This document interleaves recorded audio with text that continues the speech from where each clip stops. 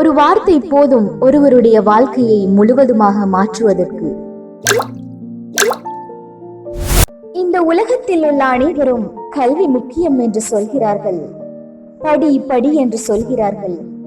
அம்மா, அப்பா, ஆசிரியர்கள் எல்லோருமே. அவர்கள் சொல்லும் பொழுது நாம் சலிப்படைந்து விடுகிறோம், கோபமடைகின்றோம். ஒரு நிமிடம் உட்கார்ந்து நாம் ஏன் படிக்க வேண்டும், ஏன் எல்லோரும் அதையே திரும்ப திரும்ப சொல்கிறார்கள் என்று யோசித்து பார்ப்பதில்லை. படிப்பு என்பது ஒரு பனிஷ்மெண்ட் அல்ல, அது ஒரு பவர். அந்த பவர் உன்னிடம் இருக்கும் பொழுதுதான் உலகம் உன்னை மதிக்கும். நீயே யோசித்து பார். பணம் நேற்று இருக்கலாம், இன்று இருக்கலாம், நாளை இல்லாமலும் போகலாம். உனக்கு இன்று உதவி செய்பவர்கள் நாளை செய்யாமலும் போகலாம். இன்று சிரித்து பேசும் உறவுகள் நாளை விட்டு போகலாம். கடைசி வரை இருக்கிறேன் என்று சொன்ன உன் காதலியோ அல்லது காதலனோ உன்னை மறந்து கூட போகலாம். ஆனால் இந்த கல்வி என்பது வாழ்க்கை முழுதும் உன்னுடனே இருக்கும். அதனால் தான் சொன்னார்கள், அரசனுக்கும் தன் தேசத்தில் மட்டும் தான் சிறப்பு, ஆனால் கற்றவனுக்கு சென்ற இடமெல்லாம் சிறப்பு என்று. நீ அதை தெளிவாக புரிந்து கொள். படிக்க வேண்டிய காலங்களில் நாம் படிக்காமல் ஏதோ கொஞ்ச நஞ்ச பணம் சம்பாதித்தால் போதும் வாழ்க்கையை ஓட்டிவிடலாம் என்று நினைத்து ஏதோ கடைகளில் சிறிய சம்பளத்திற்கு வேலை பார்த்து கடைசி நேரத்தில் படிக்கவில்லையே, படித்திருக்கலாமே என்று தலையில் அடித்துக் கொள்கின்றோம். மாணவர்கள் சிந்திக்க வேண்டும். படிக்கின்ற வயதில் உன்னை திசை திருப்ப ஆயிரம் ஆயிரம் எதிரிகள் இருக்கும். உன்னுடைய வாட்ஸ்அப், இன்ஸ்டாகிராம், ஃபேஸ்புக், உன்னுடைய நண்பர்கள், உன்னுடைய காதல், இவை அனைத்தும் உன்னை திசை திருப்பிவிடும். அப்பொழுது உனக்கு சற்று சம்பாதித்துக் கொண்டால் போதும், ஏதாவது ஒரு கடையில் தொழிலுக்கு இருந்தால் போதும் என்று நீ நினைத்து விடுவாய். ஆனால் நீ ஒரு குடும்ப தலைவனாக மாறிய பின் நீ கை சேதப்பட்டு பயனில்லை. நீ நினைத்து பார், ஒரு நாள் உனக்கு கையில் பணம் இல்லாமல் இருந்தாலும் கூட உன்னிடம் கல்வி இருந்தால் 4-5 பிள்ளைகளுக்கு நீ பாடம் சொல்லிக் கொடுத்தாவது சம்பாதித்துக் கொள்ளலாம்.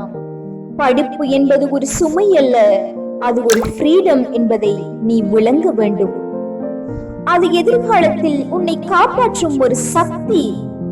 இன்று படிப்பு உனக்கு போர் அடிக்கலாம், ஆனால் ஒரு நாள் அதே புத்தகங்கள், அதே பேனை உலகம் காணும் மேடைக்கு உன்னை அழைத்து செல்லும். ஒரு நாள் நீ வெற்றி பெற்ற பிறகு இப்பொழுது உன்னை பார்த்து சிரித்தவர்கள் கூட நாளை உன் பெயரை மரியாதையாக கூறுவார்கள்.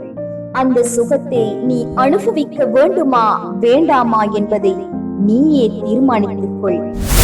கற்க வேண்டிய வயதில் கற்றுக்கொள். உன்னுடைய அப்பா அம்மா உன்னை படிக்க சொல்லும் பொழுது நீ கோபம் கொள்ளாதே, சோம்பலாகி விடாதே. பல்லை கடித்துக் கொண்டாவது படி. படிப்புதான் ஒரு கேடயம். எதுவுமே இல்லாத ஒரு பொழுதில் கூட உனக்கு உன் கல்வி பயனளிக்கும். காலம் கடந்த பின் நீ உணர்வதால் எந்த பயனும் இல்லை. உனக்கென்ற நேரத்தை ஒதுக்கு.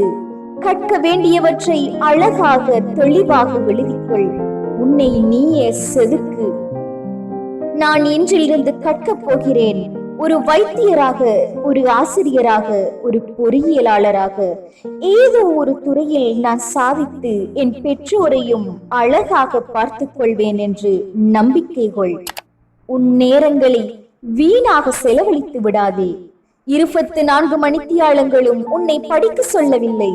தாராளமாக நீ விளையாடுவதற்கு, நீ சிந்திப்பதற்கு, உன் பொழுதுபோக்கிற்கு நீ நேரம் ஒதுக்கிக்கொள்.